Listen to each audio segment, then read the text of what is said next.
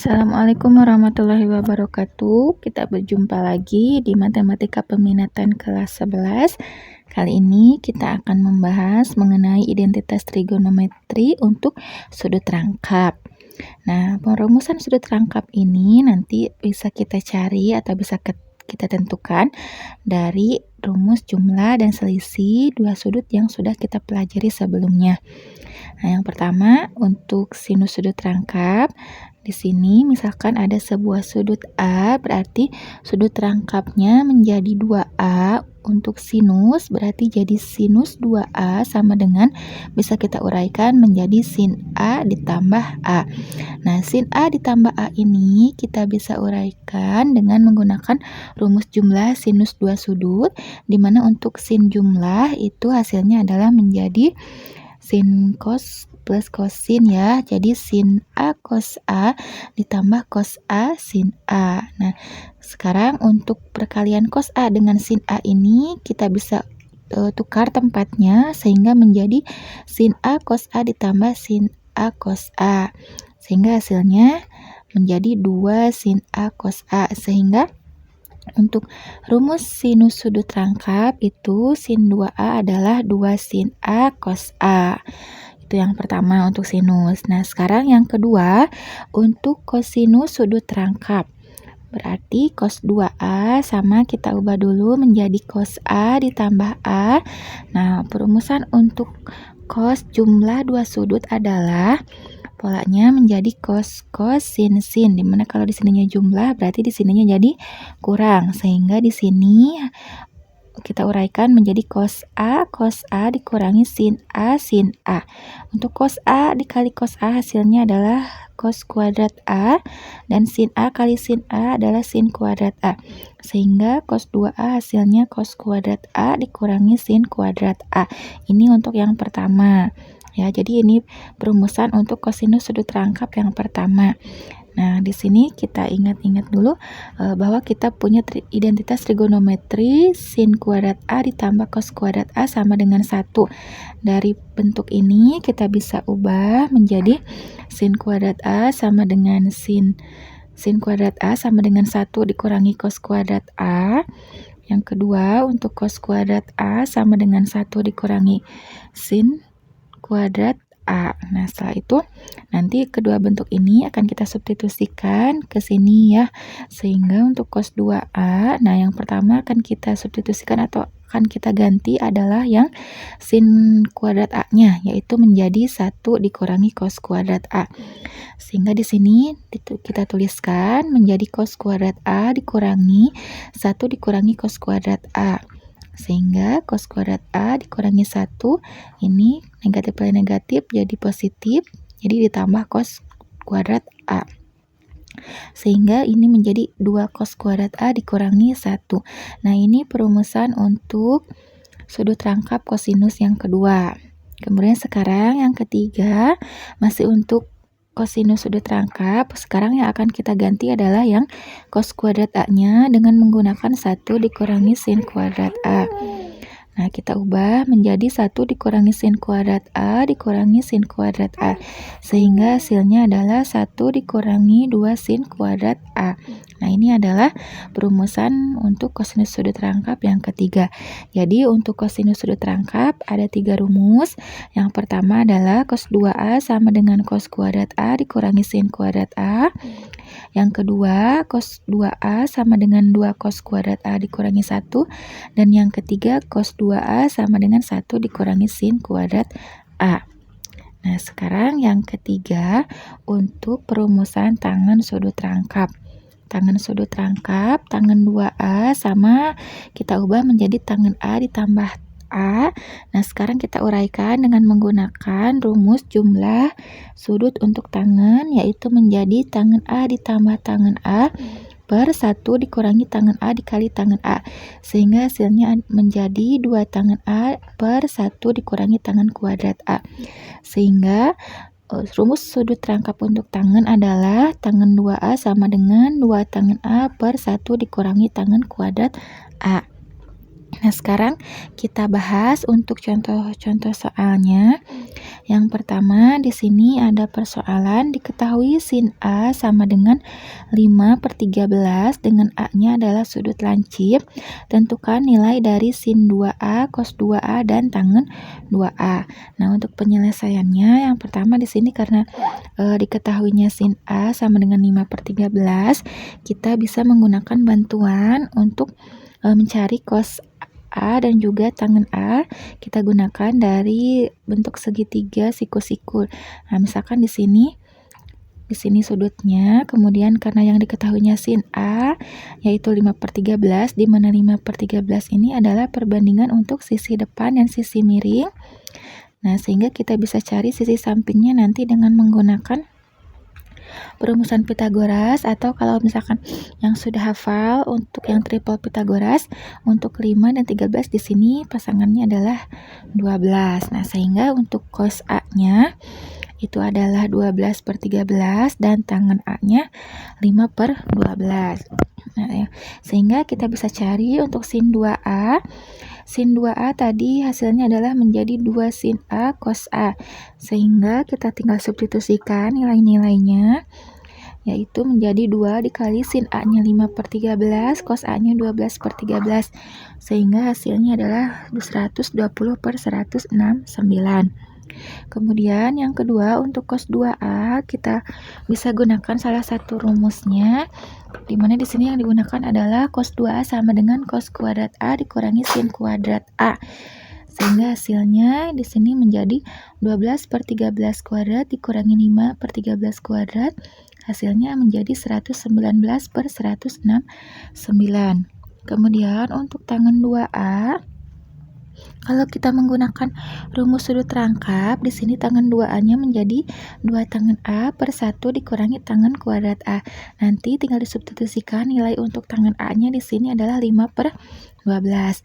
Nah, kita bisa pakai alternatif yang lain, karena di sini sebelumnya kita sudah mencari sin 2A dan cos 2A, kita bisa ubah untuk tangen 2A itu menjadi sin 2A per cos 2A, karena sudah dicari sebelumnya.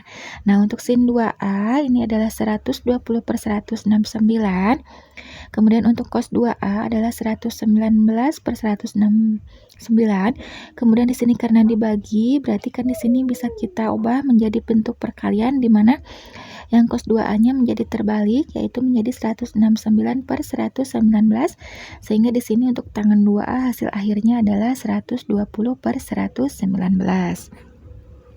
Nah, sekarang kita lanjutkan untuk contoh soal yang kedua. Contoh soal yang kedua, di sini ada persoalan nilai dari 2 sin 22,5 derajat kali cos 22,5 derajat adalah. Nah, kita perlu ingat-ingat bahwa tadi di perumusan sudut rangkap yang pertama untuk sin 2A itu adalah menjadi 2 sin A cos A. Nah, ini bentuknya ini kan sama 2 sin 22,5 cos 22,5. Berarti di sini kita mempunyai sudut A-nya adalah 22,5 derajat. Berarti bentuk 2 sin 22,5 cos 22,5 bisa kita ubah menjadi sin 2A, di mana A-nya adalah 22,5 derajat. Berarti di sini sama dengan sin 2 dikali 22,5 derajat. Nah, 2 dikali 22,5 itu menjadi sin 45 derajat, di mana sin 45 derajat hasilnya adalah setengah akar 2. Oke, setelah itu kita lanjutkan ke contoh soal yang ketiga. Di sini soal yang serupa dengan soal nomor 2 ya. Di sini ada 2 sin 52,5 derajat cos 52,5 derajat.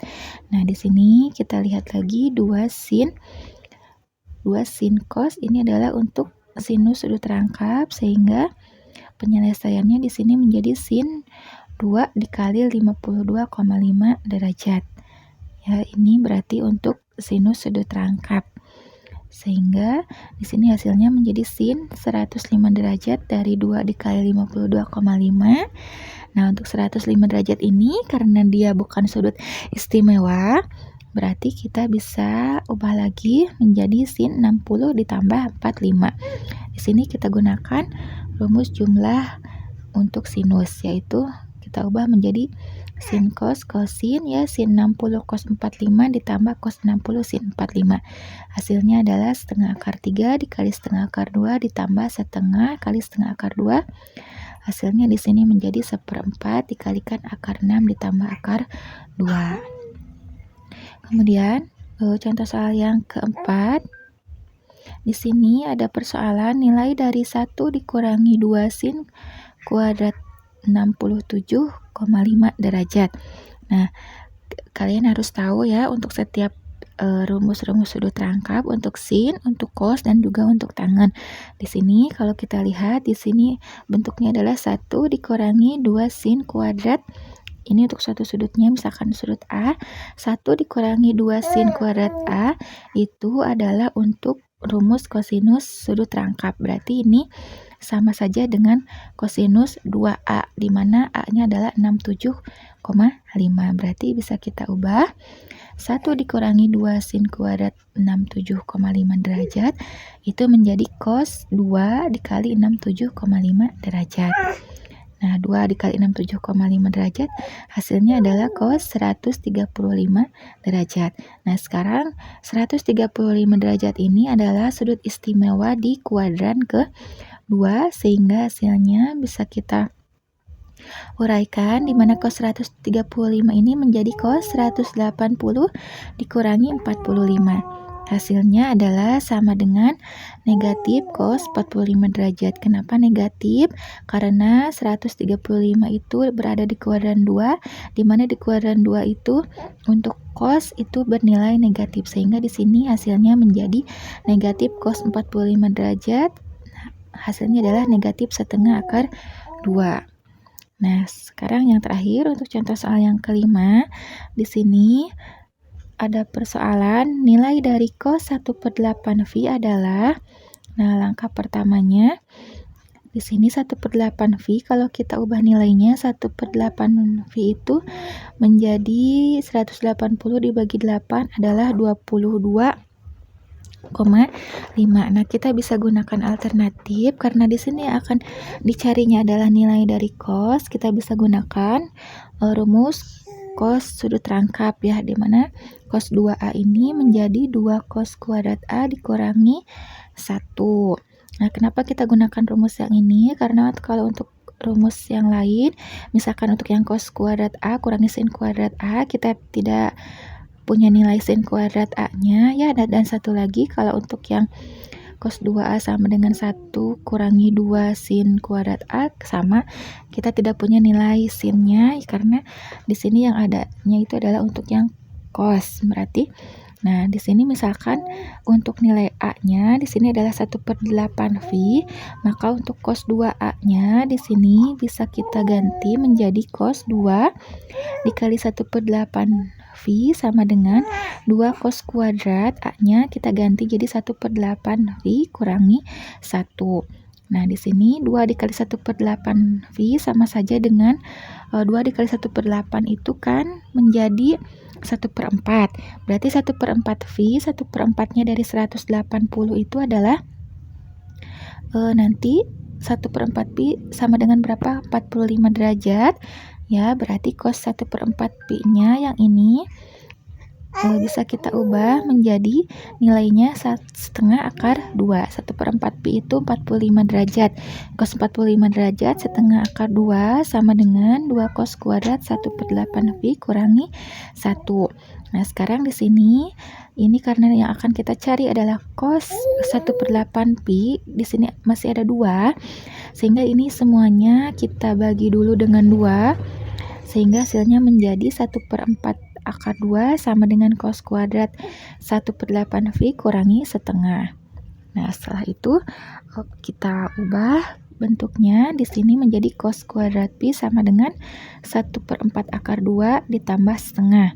Nah, karena yang akan dicari adalah nilai dari cos 1/8 V, sedangkan di sini yang adanya adalah cos kuadrat 1/8 V, sehingga untuk cos 1/8 V itu menjadi akar dari 1/4 akar 2 ditambah Nah, bentuk yang setengah ini kita ubah menjadi 2/4 karena untuk memudahkan supaya nanti sama ada perempatnya ya, sehingga nah kita ubah lagi penulisannya menjadi cos 1/8 V itu sama dengan akar dari 1/4 dikalikan akar 2 ditambah 2.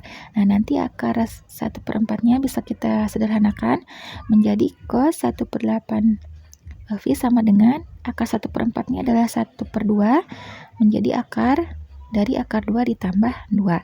Sehingga hasilnya untuk cos 1/8 V ini adalah setengah akar dari akar 2 ditambah 2.